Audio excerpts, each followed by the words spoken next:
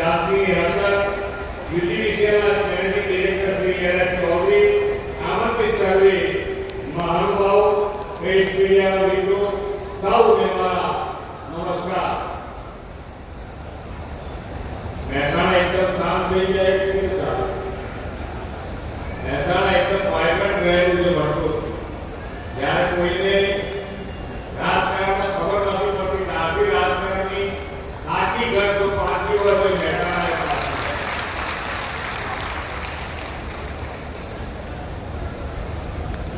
મહેસાણામાં માનનીય વડાપ્રધાન શ્રી જ્યારે ગુજરાતના મુખ્યમંત્રી બન્યા અને પછી વિકાસની જે રાજનીતિ શરૂ થઈ અને તમે જુઓ તો દરેક રાજ્ય આ વિકાસની રાજનીતિથી જોડાયું અને દરેક જગ્યાએ બધાને વિકાસ અને વિકાસની હરીફળી એ આજે બધાને ગમે છે. પહેલા એવું જાણવાય નહોતું પડતું, દરેક રાજ્ય પોતપોતાની રીતે આગળ.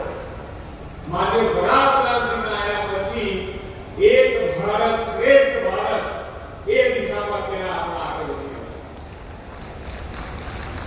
અને એની અંદર દરેક જણ હરીફાઈ કરી શકે, જેને જે સારું લાગે કરે.